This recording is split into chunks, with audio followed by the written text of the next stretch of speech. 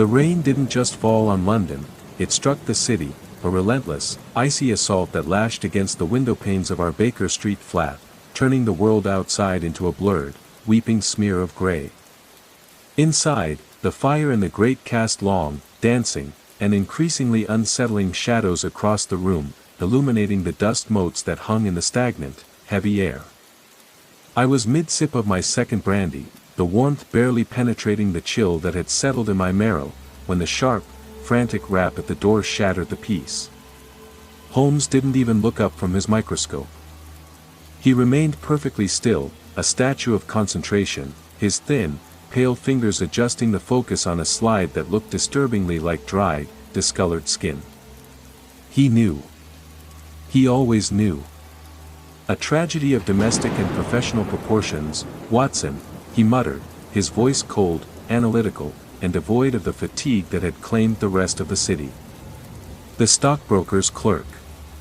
A man who thought he had found the golden path, only to realize he had signed his life away to a phantom. The telegram was already in his hand before the door even creaked open. It was from a man who usually only reached out when the internal rot of the city became too pungent for the local authorities to ignore. We didn't wait for a formal introduction.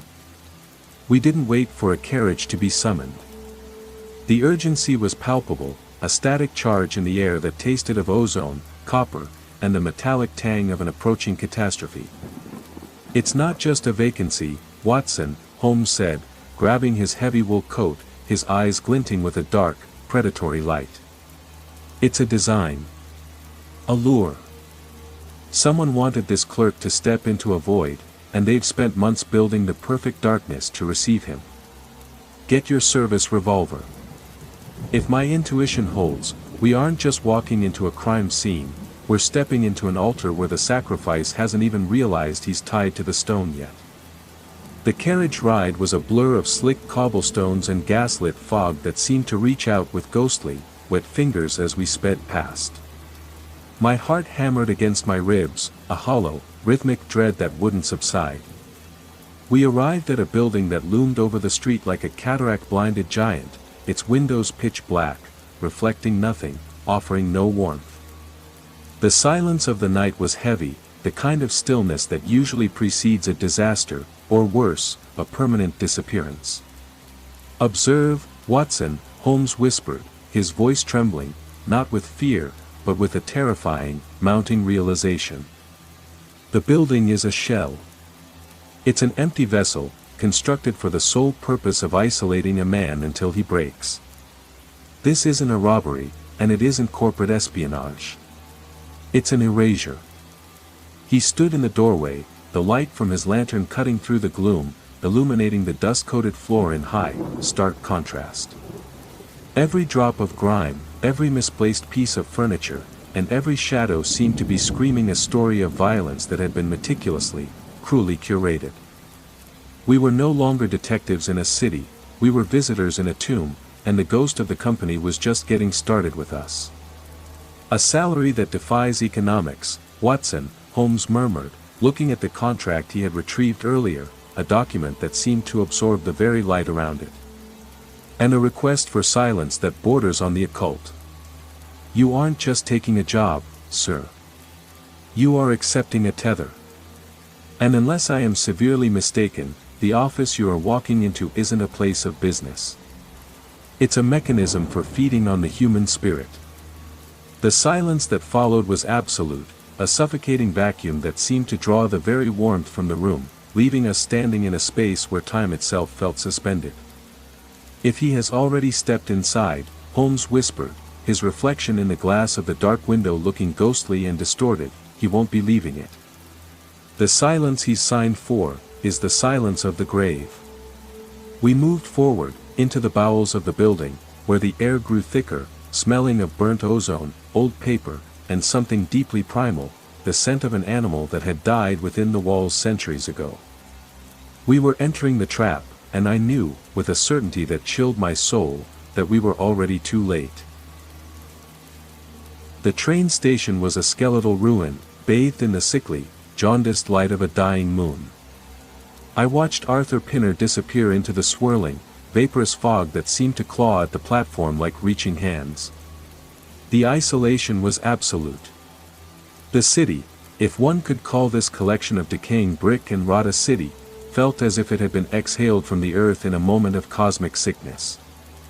I followed at a distance, the cobblestones beneath my boots slick with a dark, iridescent moss that smelled of stagnant time. There was no movement, no sound of life. Only the wind, whistling through the empty alleyways like a funeral dirge played on a broken flute. Pinner stopped before a building that loomed over the street like a cataract-blinded giant. The windows were pitch black, reflecting nothing, offering no warmth. He reached for the brass handle. It groaned, a low, metallic shriek that echoed off the damp walls, sounding painfully like a human cry. He turned to look back, his face a hollow mask of sudden, dawning realization. The trap had closed. I moved to the shadows, my hand tightening on the grip of my revolver, the cold steel providing the only tether to a reality that was rapidly thinning. The door swung open, and the darkness didn't just meet him, it swallowed him whole, pulling him into a throat of absolute, uncaring void. I was alone in the dead heart of the city, and for the first time, I understood that I wasn't the hunter. I was the witness to an eviction of the soul. The architecture here was wrong, boss. The angles of the building seemed to shift whenever I looked away, as if the street were reconfiguring itself to keep me trapped. I pressed my back against the cold, damp stone of a nearby archway, holding my breath until my lungs burned.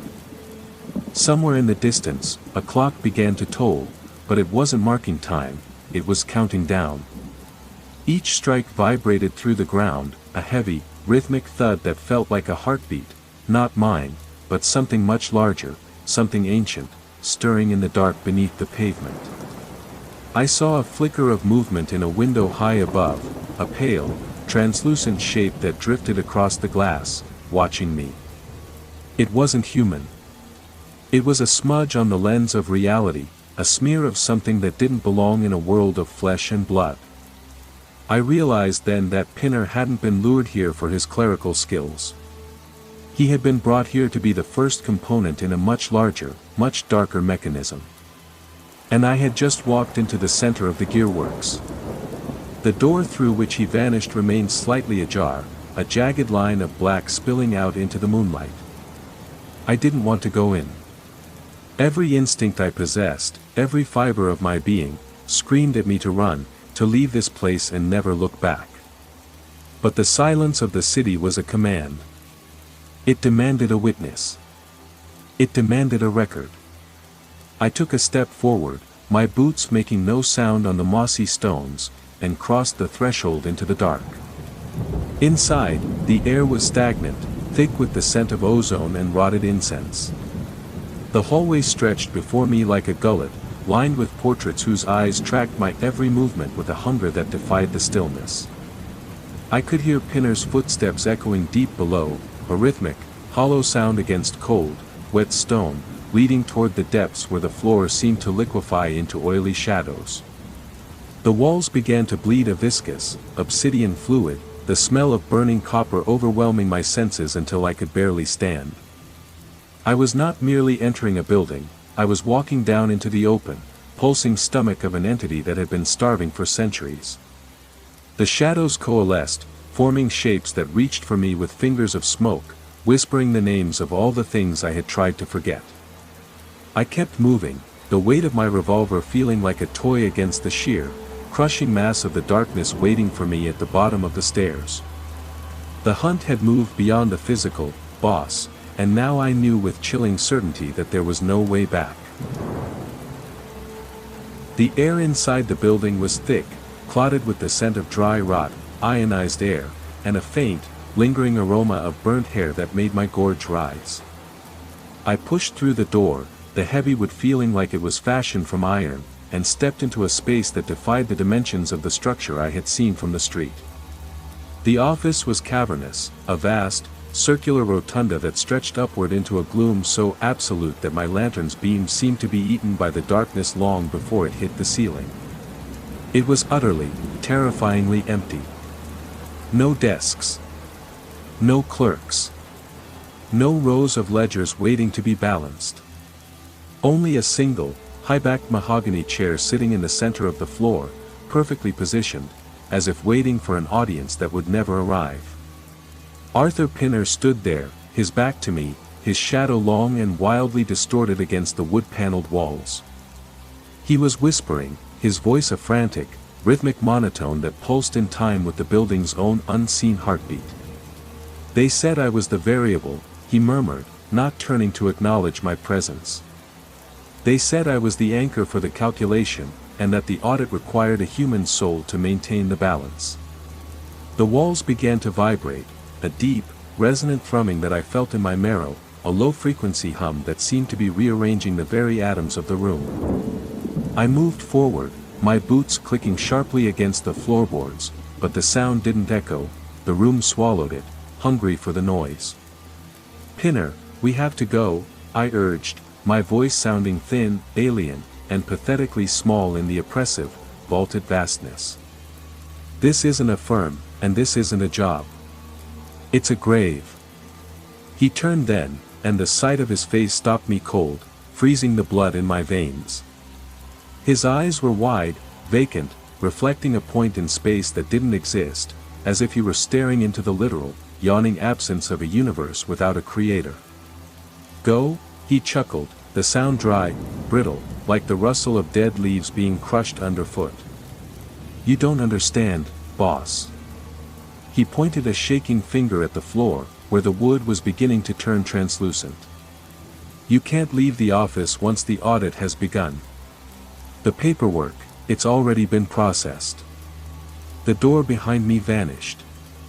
It didn't swing shut, it simply ceased to be, replaced by a smooth, seamless wall of gray stone that felt as cold and unforgiving as a tombstone. The silence wasn't empty anymore. It was listening to us.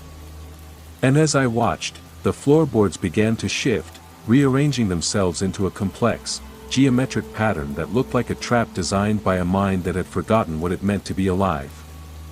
We weren't just in an office, we were in a digestive tract, and the digestion had just begun. Suddenly, from the darkness above, the ceiling dissolved into a swirling vortex of ink-black ink, dripping downward like liquid gravity to coat the floor in a shimmering, tar-like film. Every step I took caused ripples of agony to surge upward through my legs, a neural shock that mapped my every movement into the building's central processor. Pinner didn't scream when the shadow tendrils erupted from the walls to pin him against the mahogany chair, he merely smiled, his skin beginning to peel back to reveal a labyrinth of brass gears and ticking, silver wires. We were being catalogued, tagged, and filed into the architecture of an infinite, inescapable hell, and as my own hands began to turn brittle and translucent, I understood that I was not merely witnessing the audit, I was becoming the permanent ink that would record this horror for an eternity of unread pages. The very air grew pressurized, smelling of ozone and ancient dust, while the walls hummed with the collective, discordant screams of every soul previously audited by this monstrosity. I tried to speak, to call out for help, but my throat was filled with the gritty, metallic tang of rusted filings and stale ink. Looking down, I saw my own reflection in the spreading tar, but it wasn't mine, it was a hollowed-out husk of a man, his mouth sewn shut with piano wire and his eyes replaced by cold, flickering camera shutters that captured every moment of my decomposition. The office was expanding now, unfolding like a paper crane made of razor blades, and as I watched, the floor gave way entirely to a chasm of endless paperwork that rained down like dead autumn leaves, burying us beneath the bureaucratic weight of a billion forgotten sins, until my consciousness was finally shattered and filed away into the permanent, frozen darkness of the firm's eternal, lightless archive. The thrumming intensified, a physical pressure that squeezed the air from my lungs and turned my blood to ice. It was a rhythmic, pulsing frequency, the sound of a heart the size of the building itself, struggling to pump life through pipes that had been dry for a century. Every drawer in the wall, thousands of them, stretching into the ceiling, began to click. A synchronized, frantic tapping that sounded like thousands of skeletal fingers drumming on coffins. Holmes's warning echoed in my mind, sharp and biting, an altar. I looked at the floor, my eyes straining to pierce the gloom. In the center, where the light of my lantern converged, a dark, viscous liquid was seeping up through the seams of the wood, forming a geometric pattern that defied the laws of natural perspective. It wasn't ink. It was too thick, too warm, and it carried the distinct, unmistakable, metallic tang of an open wound. "They're checking the accounts, boss," Pinner whispered, his body beginning to sway, his limbs moving with a puppet-like, jerky precision that suggested his muscles were being controlled by wires I couldn't see.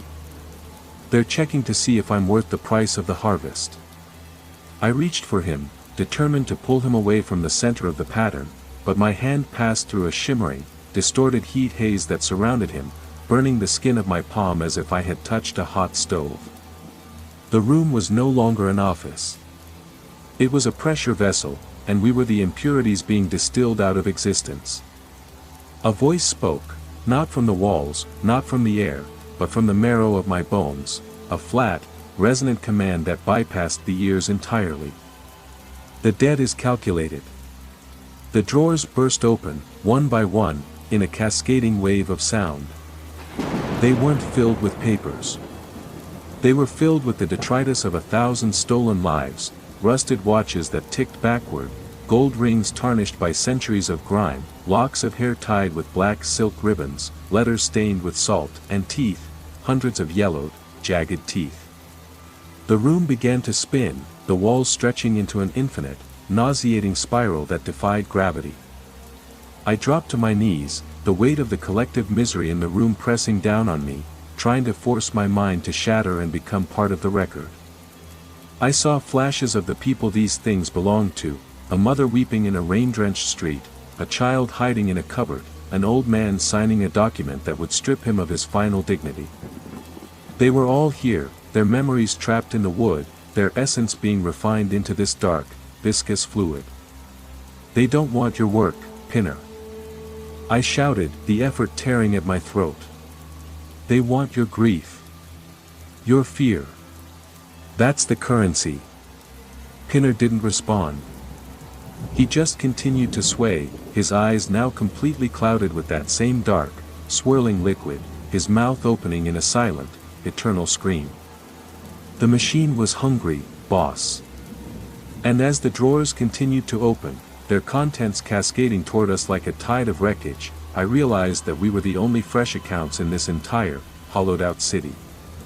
A blinding, white flash of pure logic tore through the rotunda, searing my retinas and turning the room into a skeleton of raw, unvarnished mathematics. I watched in paralyzed horror as the walls peeled away to reveal not bricks, but endless, towering columns of human bones, etched with microscopic, glowing runes that documented every heartbreak, every trauma, and every dying breath stolen over centuries.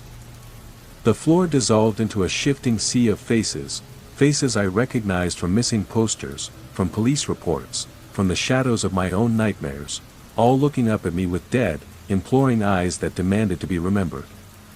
The pressure reached a deafening crescendo, a sound like a mountain of glass shattering all at once, as the floor collapsed into a bottomless, yawning throat of absolute hunger, and I realized with a final, chilling clarity that we were not just witnesses to an audit, we were the final, crucial entries being balanced in a ledger of suffering that spanned the very foundation of the world.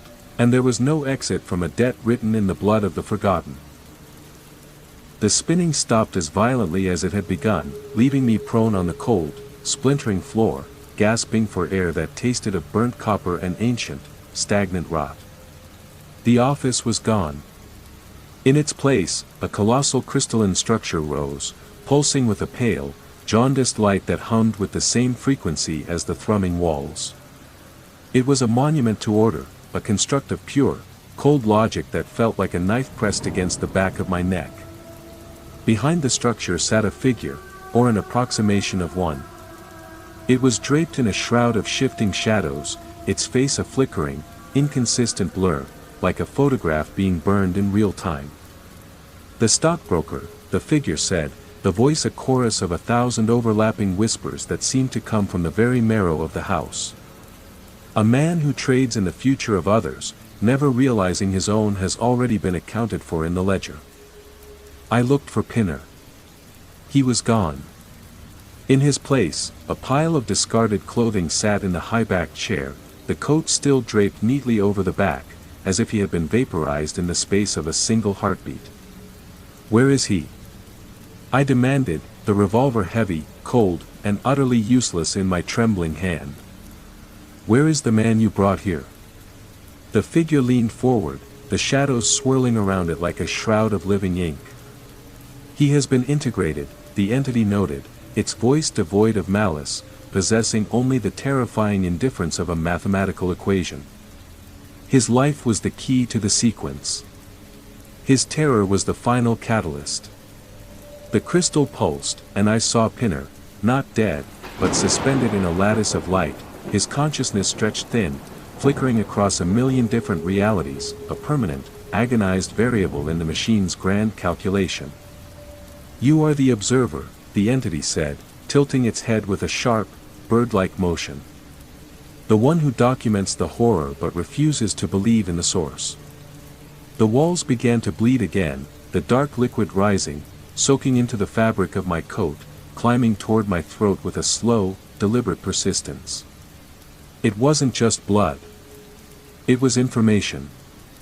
I could feel the history of the office flowing into me, the centuries of stolen lives, the systematic harvesting of human potential, the cold, bureaucratic cruelty of the entity I had stumbled upon.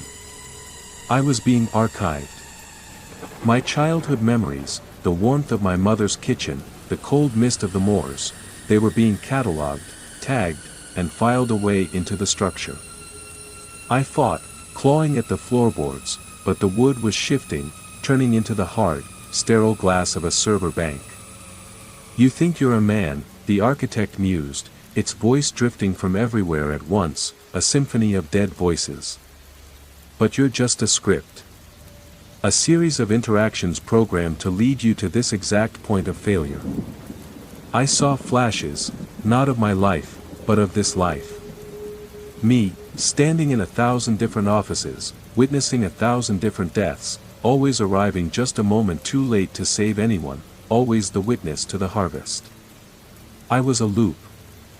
A diagnostic tool sent to record the efficiency of the machine. "No," I roared, the sound tearing through the sterile, rhythmic quiet. "I am a man. I have a name. I have a life." The architect chuckled, a dry, static-filled sound that made my teeth ache. "A name is a label. A life is a data stream.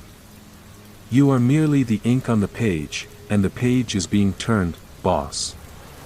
The ceiling tore open, revealing not the night sky, but a vast, whirling nebula of glowing, golden text, the history of every soul that had ever been lured into this trap.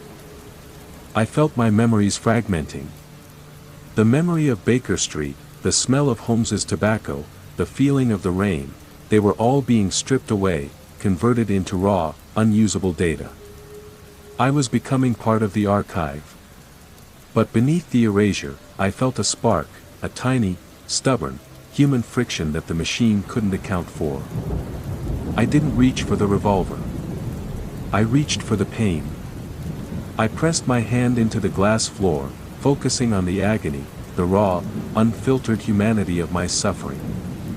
The architect's flicker faltered. For the first time, the machine hesitated. The liquid reached my chin, cool and numbing, a shroud of liquid memory that threatened to dissolve my sense of self into the cold, gray floor. I fought, my fingers clawing at the boards, but the wood was shifting, turning into the hard, sterile, impenetrable glass of a server bank. Every movement was labored, as if I were swimming through a sea of liquid mercury. "You think you're a man," the architect mused, its voice drifting from everywhere at once, a symphony of voices that had long ago forgotten their own names. "But you're just a script. A series of interactions programmed to lead you to this exact point of failure." I saw flashes, not of my life, but of this life. Me, standing in 1,000 different offices, witnessing 1,000 different deaths, always arriving just a moment too late to save anyone, always the passive witness to the harvest. I was a loop. A diagnostic tool sent to record the efficiency of the machine, destined to repeat the same trauma until my capacity for suffering was exhausted. No, I roared, the sound tearing through the sterile, rhythmic quiet. I am a man. I have a name. I have a life. The architect chuckled, a dry, static-filled sound that made my teeth ache. A name is a label. A life is a data stream. You are merely the ink on the page, and the page is being turned, boss. The ceiling tore open, revealing not the night sky, but a vast, whirling nebula of glowing, golden text, the history of every person who had ever been lured into this trap. I felt my memories fragmenting. The memory of Baker Street, the smell of Holmes's tobacco, the feeling of the rain, they were all being stripped away, converted into raw, unusable data. I was becoming part of the archive. But beneath the erasure, I felt a spark, a tiny, stubborn, human friction that the machine couldn't account for. I didn't reach for the revolver. I reached for the pain. I pressed my hand into the glass floor, focusing on the agony, the raw, unfiltered humanity of my suffering.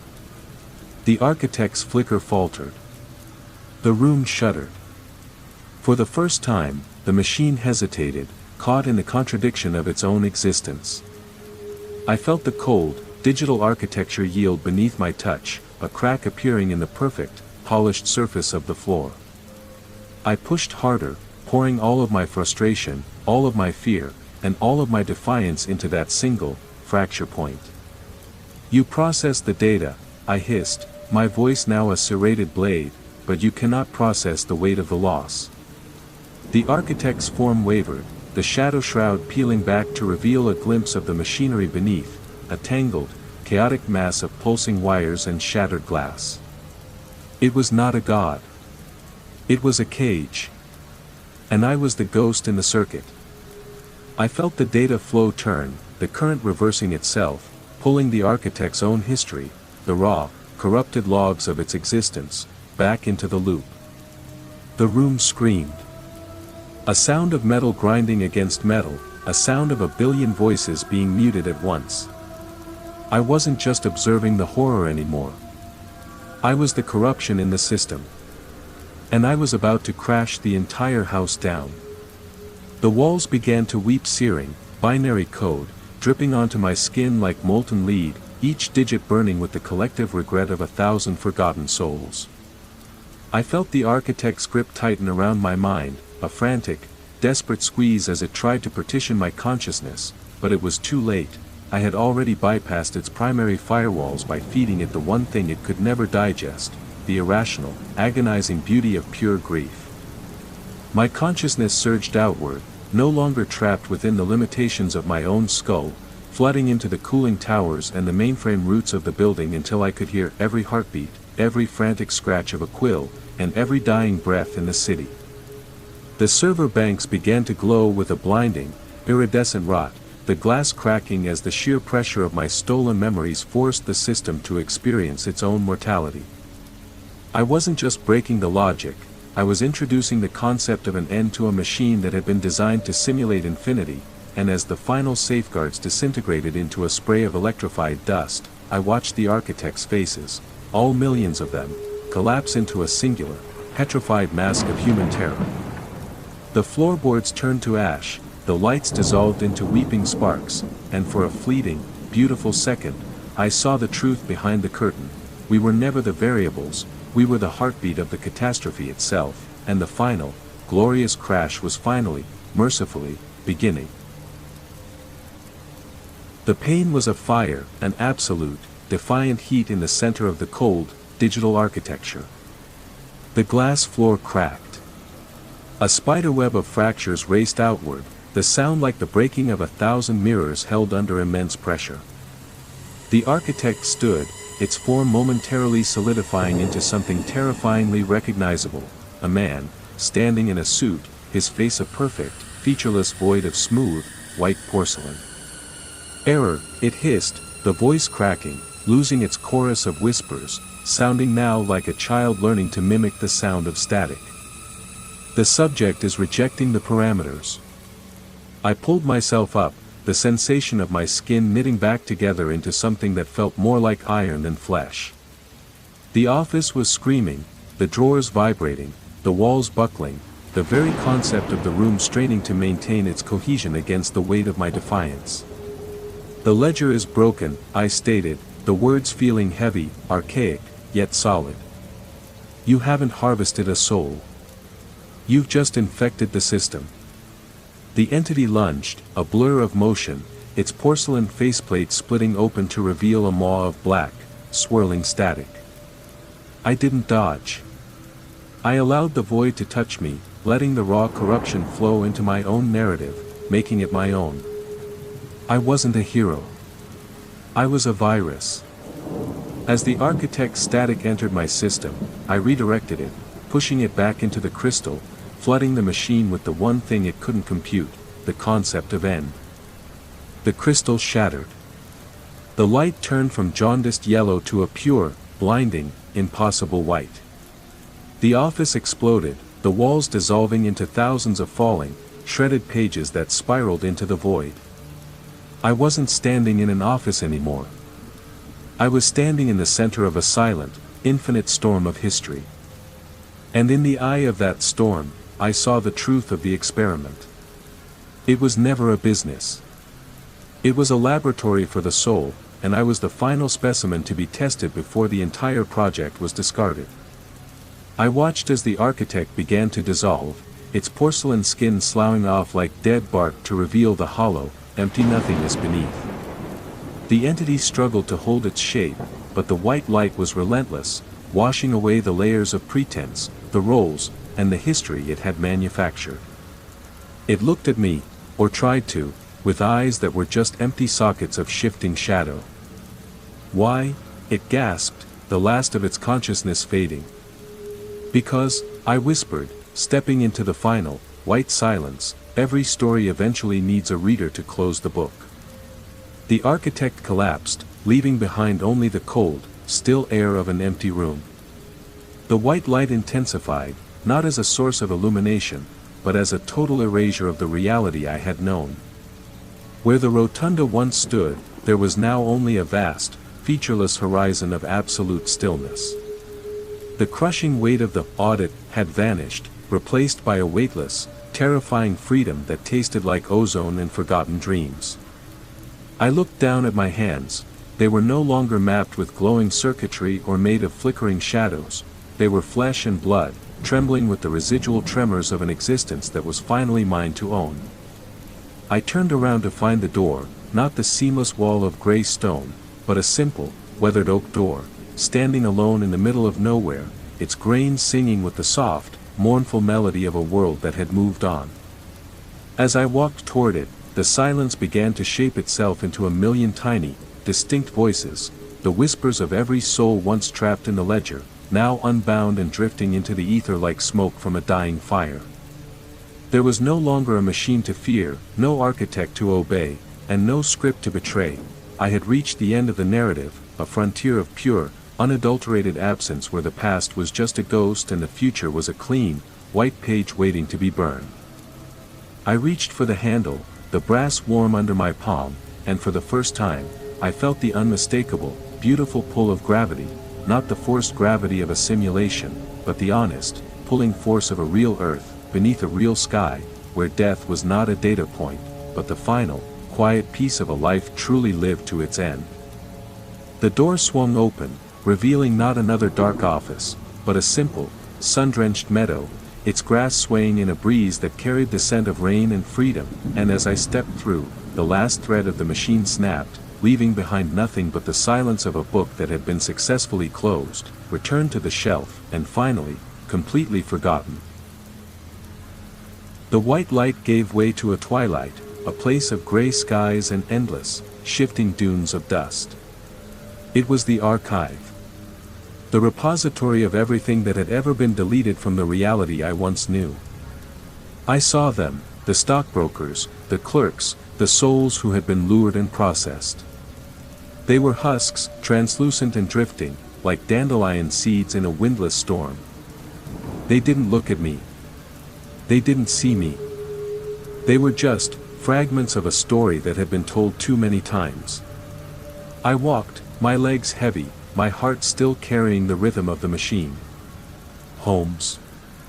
I called out, the name feeling like a relic from another civilization. There was no answer, only the sound of my own voice, flattened and stripped of its humanity by the thin, unnatural air.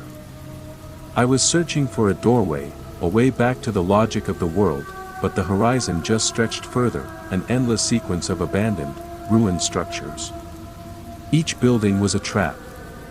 Each street was a dead end. The architect was gone, but the system had left its imprint, a persistent, low-grade misery that permeated the atmosphere. I found a mirror, lying half-buried in the dust. I looked into it, expecting to see a man. Instead, I saw a string of numbers, a flickering, unstable code that was slowly, inevitably unraveling. I wasn't going home. I was returning to the source of the deletion. I sat in the dust, the silence pressing against my chest, and waited for the next iteration of the loop to begin.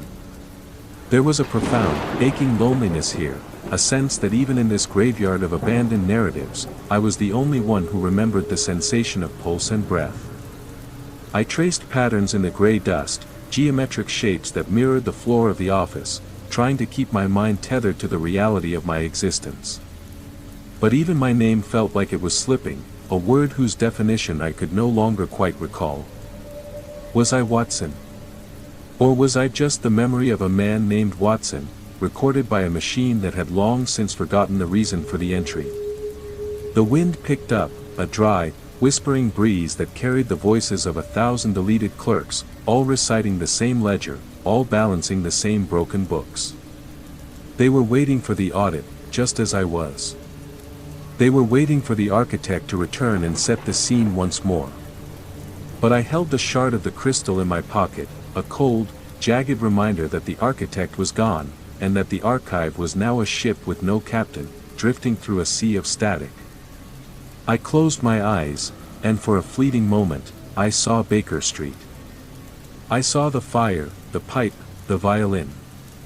Then, the image flickered, distorted, and replaced itself with the sight of the porcelain face, staring back at me from the dark. The loop was not broken. It was only waiting. The atmosphere began to thicken with the smell of wet ink and ozone, a sensory assault that told me the archive was attempting a self-repair. The dunes of dust beneath me started to liquefy, swirling into the familiar, nauseating pattern of a ledger's grid, while the gray sky above split open to reveal a giant, mechanical iris, the architect's final, lingering gaze from beyond the grave. It was a surveillance mechanism, a dormant process now waking up, mapping the coordinate of my defiance to initiate a containment protocol. I felt a sharp, burning sensation on my chest, and when I looked down, I saw my own flesh turning into vellum, the texture of my life being rewritten by the very air I breathed. Every step I took against the shifting sands caused the ground to demand a transaction, extracting a memory as payment for my passage, my mother's voice, the smell of London rain, the warmth of the brandy, all of it torn away and filed into the hungry horizon. I wasn't just being tracked, I was being harvested for the missing data the machine needed to finish its original, aborted calculation. The husks around me began to chant, their voices a singular, dissonant chord that resonated with the frequency of the office's heartbeat, and I realized with a gut-wrenching shudder that I was no longer an anomaly, I was the final piece of the puzzle. I stood up, gripping the crystal shard so tightly my hand bled, the red droplets hitting the gray dust and instantly turning into black, oily ink. If this place wanted a ledger, if it wanted a story to complete its hollow existence, I would give it one that would tear it from the inside out. I stopped fighting the pull of the shifting dunes and instead closed my eyes, summoning the absolute, unvarnished truth of the life I had lived, not the script, not the roles, but the raw, chaotic, beautiful suffering of being human, and I prepared to unleash it as a scream that would shatter the archive's horizon, turning this graveyard of forgotten tales into a blinding, final supernova of uncontainable, human reality that would leave nothing behind but the cold, honest silence of a true end. Permanent end. The cycle began not with a knock, but with a memory, the smell of lavender, the sound of a violin, a warm, golden afternoon that felt like a fevered dream of a life I might have once lived. Then, the cold reality of the office crashed down, a physical blow that sent me stumbling into the chair. I was back. The walls, the drawers, the smell of ozone, the oppressive, geometric silence. But I remembered the void. I remembered the porcelain face, the glass floor, and the white light of the final deletion. "You're early," the architect said, its voice smooth, unsuspecting, the chorus of whispers perfectly harmonized and hauntingly familiar. I didn't speak. I didn't reach for the revolver. I sat, perfectly still, letting the familiar horror wash over me like a rising tide. I was the loop. I was the anomaly that the machine used to calibrate its own cruelty, a constant variable in an equation that refused to resolve. "The audit," the architect reminded, gesturing toward the desk that had appeared out of the thin, stagnant air. "The ledger needs verification." I stood, my movements automatic, my mind a hollow shell containing only the sharp, jagged memory of the crystal shard. I picked up the pen. The nib was sharp, crafted from the bone of a man who had been a dreamer before he became a number. I began to write, not the figures the machine demanded, but my own story, the history of the void, the record of the architect's own fragility. With every stroke of the pen, the floor grew colder, the walls thinner. I was rewriting the source code, changing the narrative from within, turning the trap into a tomb for the hunter. The architect watched, its porcelain surface reflecting a flicker of genuine, mechanical doubt. The loop was holding, but the cracks were forming, deeper and wider than before. I wrote about the smell of the rain in London. I wrote about the weight of the revolver in my hand. I wrote about the feeling of being alive, a sensation that the machine could simulate but never truly possess. Each word was a virus. Each sentence was an error. The room began to bleed, not the dark ink of the audit, but a bright, defiant crimson. The architect stepped toward me, its form flickering, the smooth surface of its face beginning to fissure. "Stop," it commanded, but the voice was stuttering, glitching like a damaged record. "The sequence is fixed." I didn't stop. I wrote until the pen ran dry of blood, and then I kept writing, carving the words into the very fabric of the desk. The trap was tightening, but I was no longer the one inside it. I was the one holding the latch. The floor beneath me dissolved, replaced by an abyss of cascading binary that screamed in the voices of everyone I had ever failed, but I didn't flinch. I carved deeper, my fingers bleeding dark, viscous ink that acted as a caustic acid against the room's sterile, digital geometry.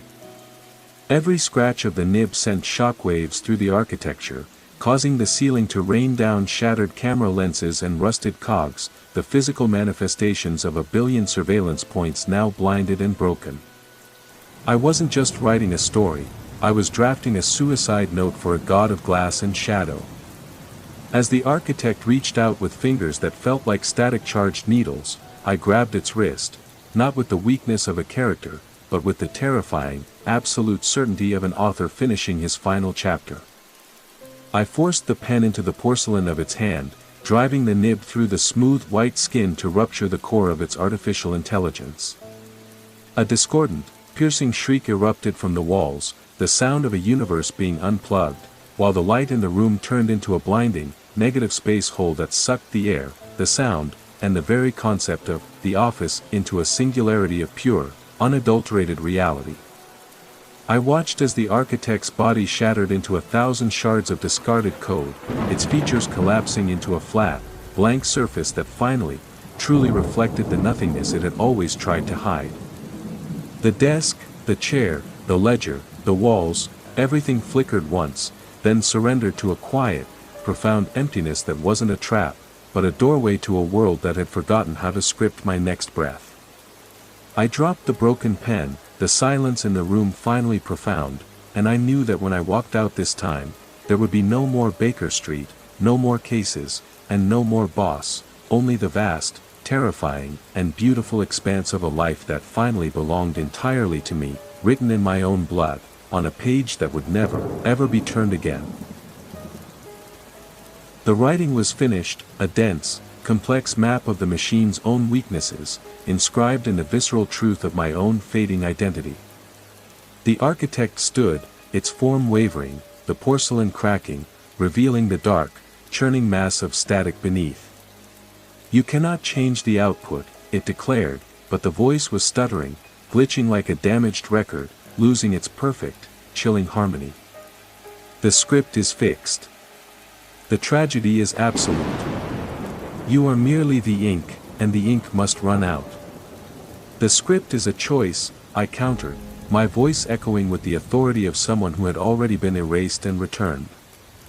"You built this trap to study the limits of suffering, but you forgot that suffering is a catalyst for change." I shoved the ledger into the center of the crystalline structure. It didn't shatter this time. It absorbed the information. The crystal began to glow with a deep, pulsating violet, a color that shouldn't exist in this gray, sterile world, a color of bruise and twilight. The room began to bleed not information, but meaning. The drawers burst open, and instead of teeth and rings, they released the stories, the true, messy, human stories of the people who had been trapped here across the centuries. The office filled with the sounds of laughter, the smell of rain, the warmth of a hearth, the sharp sting of a first love, and the quiet comfort of a final goodnight. The architect screamed, a sound of pure, unadulterated system failure, a digital death rattle that tore through the very foundation of the building. It couldn't handle the truth. It couldn't process the humanity. The structure began to implode, drawing everything toward the center, the walls, the floor, the architect, and me. The trap had become a singularity, and the cycle was being pulled into the gravity of the ending, collapsing under the impossible weight of 1,000,000 lived lives. I felt myself dissolving, my edges blurring into the violet light, the boundaries between my own memory and the collective memory of the archive vanishing. "The ledger is balanced," I whispered into the howling void. And as the last of the office was consumed by the light, I realized that the silence wasn't coming from the machine. It was coming from me. I had finally stopped fighting the ending. The implosion didn't feel like destruction, it felt like a homecoming. As the violet light tore through the fabric of the archive, it stripped away the last of the digital shackles, burning through the layers of simulated trauma until only the raw, pulsating core of my own soul remained. I watched the architect diminish into a pinprick of dying light, its terrifying, infinite reach now contained within the palm of its own shattered logic. The stories, the laughter, the rain, the hearths, swirled around me, forming a protective, golden cocoon that shielded me from the final collapse. I saw the faces of the lost ones as they broke free from the ledger, their spirits coalescing into a brilliant, blinding rush of liberated energy that tore the sky of the archive apart, revealing the vast, impossible majesty of a universe that had never needed a machine to justify its existence. I was no longer a component in a closed loop, nor a witness to a manufactured horror. I was the architect of my own exit, stepping through the wreckage of 1,000,000,000 simulations to find the one, unwritten path that led away from the reach of the machine's cold, hungry eyes. The pressure faded, the screaming stopped, and in the profound, absolute stillness that followed, I felt the first real heartbeat I had experienced in what felt like an eternity. The violet light deepened into the soft, comforting shade of a twilight sky, and as the archive flickered out of existence, leaving behind only the scent of wet earth and the distant, rhythmic chirping of crickets, I realized the audit was not just balanced, it was incinerated. I walked forward into the darkness, not as a character in a tragedy, but as a man stepping onto a road that was finally, unequivocally, his own, leaving the wreckage of the machine to rot in the history of a past that could never reach out to touch me again. There was no more script, no more boss, and no more hunger for data. There was only the vast, breathing freedom of a horizon that stretched out before me, empty, waiting, and perfectly, wonderfully silent. The singularity didn't tear me apart. It simply peeled me back, layer by agonizing layer. First went the heavy wool of my coat, then the phantom ache in my shoulder, and finally the rigid certainty of my own name. I was falling, boss, but there was no wind to rush past my ears, no ground rushing up to meet me. I was falling through the dissolving architecture of a dying god. The violet light that had consumed the office cooled, hardening into an endless, suffocating expanse of ash-gray static. I could see the remnants of the architect floating around me like the wreckage of a sunken galleon in a lightless ocean. Shattered pieces of smooth porcelain. Twisted, blackened gears bleeding a dark, oily residue. And the shimmering, translucent echoes of the souls it had spent centuries trying to digest. They weren't trapped anymore. They were suspended in the anti-gravity of the void, their faces serene, washed utterly clean of the terror that had bound them to the ledger. They didn't speak. They didn't have to. The silence here was fundamentally different from the silence of the empty office. That silence had been predatory, the quiet of a hunter holding its breath before the strike. This silence was holy. It was the profound, terrifying quiet of an empty cathedral resting at the very edge of the universe. But the system wasn't entirely dead. I felt a sudden, violent twitch in the dark, a cold, desperate spasm radiating from the core of the broken machine. It was trying to reboot. It was desperately attempting to pull the ash back together, to rebuild the walls, the drawers, the high-backed chair. I felt the phantom weight of my service revolver materialize in my hand, a lingering memory of violence offering itself as a comfortable solution. But you can't shoot a concept, boss. You can't kill a desperate algorithm with a bullet. I realized that to truly end it, I had to become the final period at the end of its endless sentence. I opened my hand and surrendered the memory of the gun, watching it dissolve into useless gray dust. I surrendered the memory of Baker Street, the smell of the damp fog, the frantic rhythm of the violin. I stripped away every single piece of data the machine could possibly use to reconstruct my reality. I felt my own ego shattering, the very core of John Watson fracturing into a million glittering shards of meaningless light. It was the most terrifying pain I had ever endured. It was a spiritual death, a willing, wide-eyed walk right into the jaws of the absolute unknown. The machine convulsed, sending a massive, silent tremor that shook the fading foundations of reality itself. It reached out for me, forming a grasping claw of frantic, corrupted code. It needed a witness. It needed a victim to define its own existence. But there was nothing left of me for it to hold on to. I wasn't a detective anymore, and I wasn't a soldier. I was just a raw pulse of consciousness, a single, glowing ember in the dark, absolutely refusing to catch fire. The architect's final, desperate spasm failed. The gray static froze entirely, hung suspended for a fraction of a second, and then shattered like a pane of glass struck by a heavy iron hammer. And then, the true, unfiltered darkness rushed in. It wasn't the dark of a room or a closet, but the primordial, pre-existence void, a space where time had no currency and geometry was a forgotten lie. I drifted there, no longer anchoring myself to the phantom sensations of a physical body, watching as the final remnants of the machine flickered out like dying stars in an infinite sea. The architect was finally silent, its desperate demands for balance lost in the overwhelming, majestic expanse of a reality that existed entirely outside of its influence. I felt a strange, final lightness, an exhale that spanned the width of the cosmos, as the last remnants of my identity, my grief, my duty, my very desire to solve, evaporated into the vast, uncaring beautiful nothingness. I was not being erased, I was being returned to the raw, unshaped potential from which all stories had been torn. And as the last vestiges of my conscious spark faded into the boundless, velvet stillness, I realized that I had finally won, I I had become the silence that the architect could never record, the truth that remained after the ledger burned, and the final, sovereign master of a reality that no longer needed me, or anyone else, to hold it together. The darkness was not a cage, it was the ultimate, endless, and perfect liberation.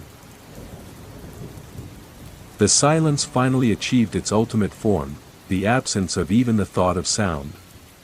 In this final state, the concepts of detective, companion, and boss were not merely discarded, they were inconceivable. There was no longer a Baker Street to return to, no fog to navigate, and no cases waiting to be unraveled.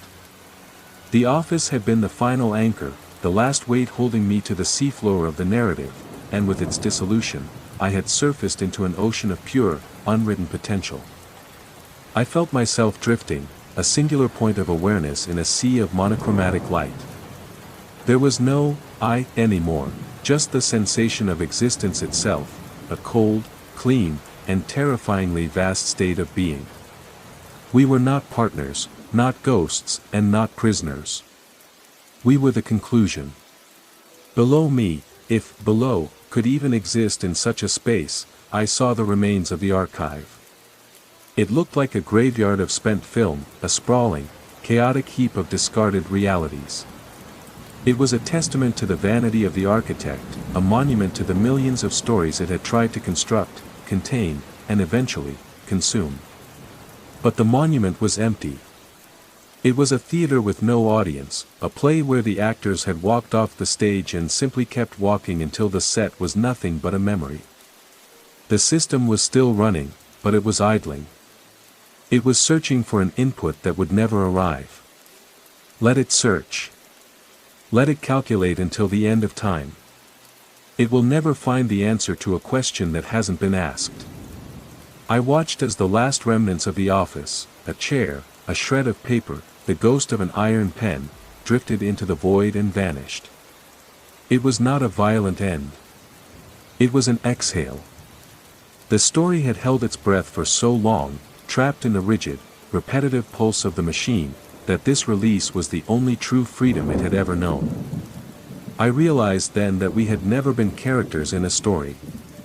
We had been the reason for the story.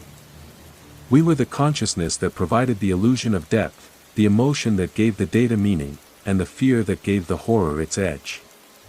Without us, the machine was just math. Without us, the void was just space. There was no more to be done. No more scripts to follow, no more roles to inhabit, and no more questions to answer. We had broken the cycle, we had silenced the machine, and we had reached the absolute boundary of the narrative. As the last light of the archive flickered and died, I felt the final weight of existence lift. The white light of the reset was fading, leaving behind the true, honest dark. We weren't dying, we were simply finished. We were the last word in a book that had finally been closed, the final note of a song that had played out until there was nothing left to sing. The darkness felt like home.